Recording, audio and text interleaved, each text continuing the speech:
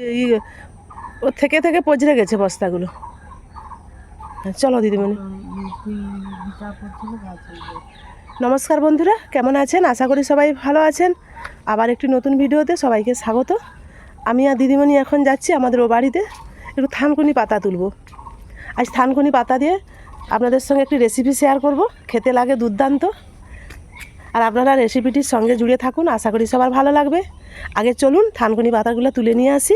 প্রচুর হয়েছে ওই বাড়িতে থানকুনি পাতা আর গিমা শাক।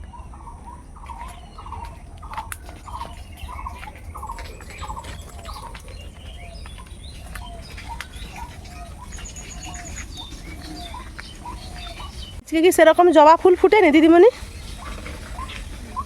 তো কালকে রাত সন্ধ্যা থেকে ঝড় বৃষ্টি হচ্ছে,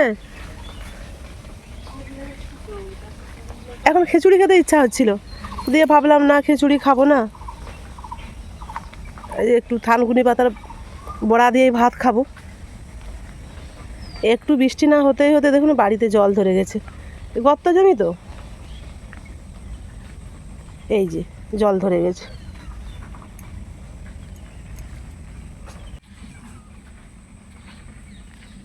এগুলো সব থানকুনি পাতা দেখুন, এই যে কি সুন্দর। হ্যাঁ, আর গিমা পুরো বাড়িটায় গিমা ভরে গেছে। এই যে এই যে এগুলো সব গিমা শাক, গিমা আর থানকুনি।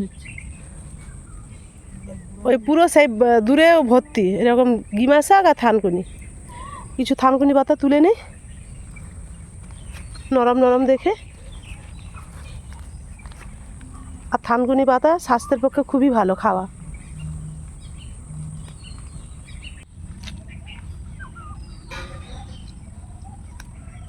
নরম নরম দেখে তুলতে হবে দিদিমণি। দেখো কত বড় বড়, এগুলো একবারে নরম। আচ্ছা, আমি ছোট ছোট থেকে তুলছি, আমি একটু ছোট ছোট পাতা তুলছি। একবারে এই যে দেখো এগুলো বড় বড়।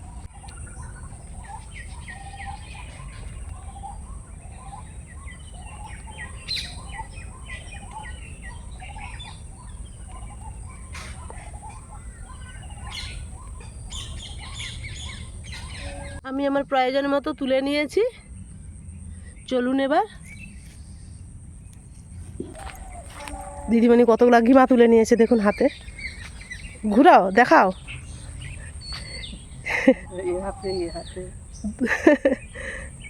চলো,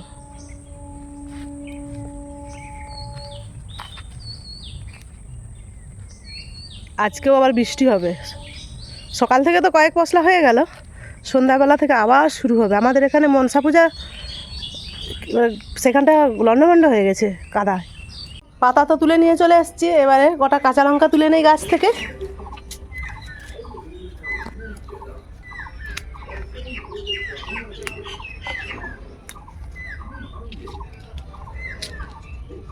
এই কাঁচা লঙ্কাগুলো প্রচণ্ড ঝাল, এইগুলোই দেবো, আর বেশি দেবো না।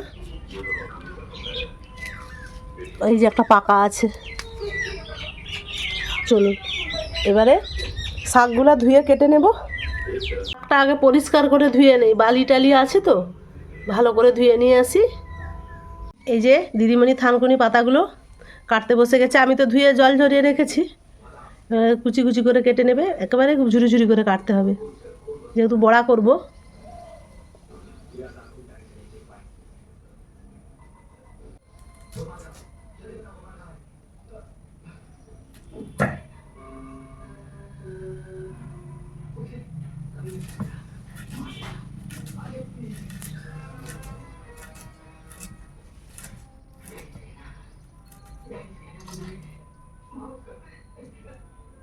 এবারে মিহি মিহি করে কেটে নিয়েছি। এবার আমি পেঁয়াজ আর লঙ্কাটা কেটে নেব।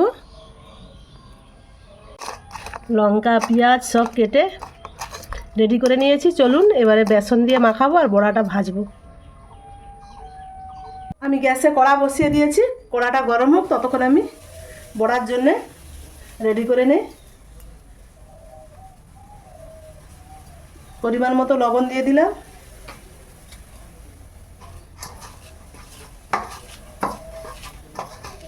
লবণ পেঁয়াজ লঙ্কাটা ভালো করে একটু মাখিয়ে নিলাম। এরপর দেবো বেসন,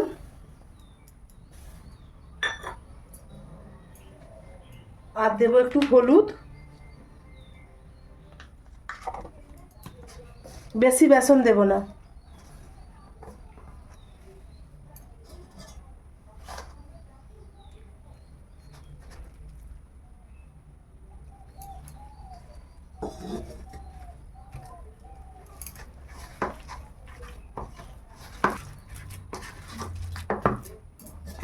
আর একটু জল লাগবে।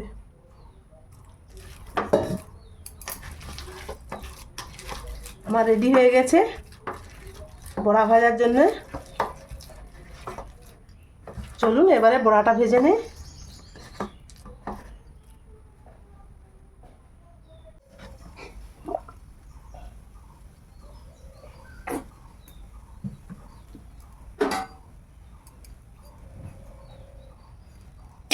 কড়াই তেল দিয়ে দিলাম। এইবার আমি বড়াগুলো দেব।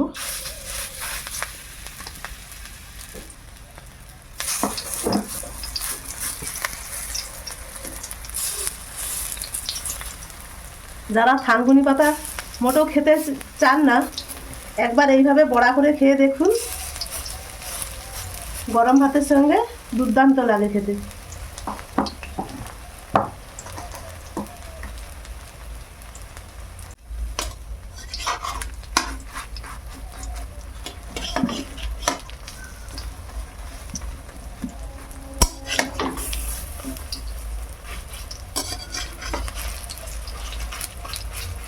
যে কোনো বড়া একটু সিম আঁচে ভাজতে হয়, নাহলে উপরটা লাল হয়ে যাবে, ভিতরটা কাঁচা রয়ে যাবে।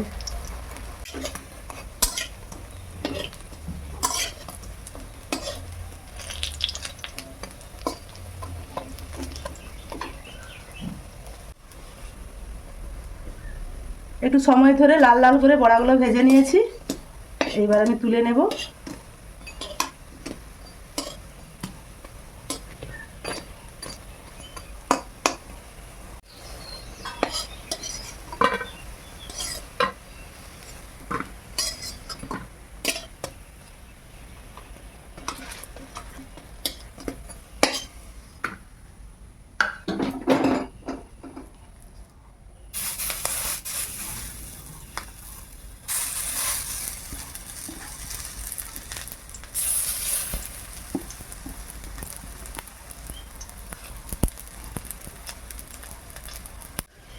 এই বড়াগুলো ভাজা হয়ে গেছে, তুলে নেই।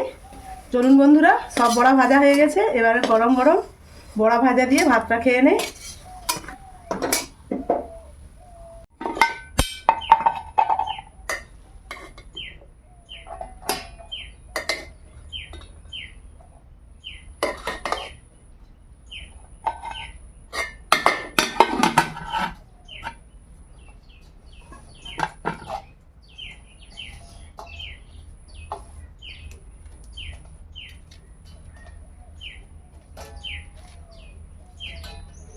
চলুন এবারে খেয়ে নেই।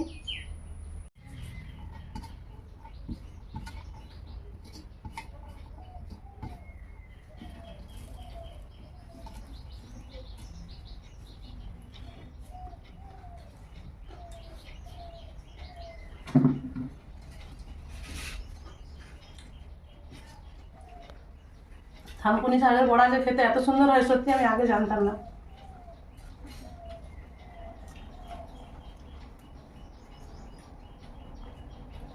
দারুণ লাগছে, দারুণ।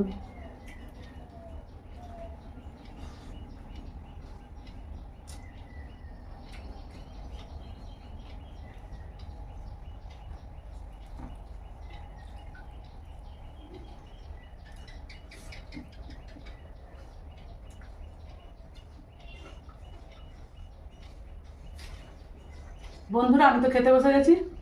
থানকুনি পাতার বড়া দিয়ে গরম গরম ভাত খাচ্ছি। আপনারাও দুপুরে খাবার খেয়ে নিন। আর ভালো লাগলে লাইক, কমেন্ট, শেয়ার করবেন, সাবস্ক্রাইব করবেন। আজকের মতো আসছি। সবাই ভালো থাকুন, সুস্থ থাকুন।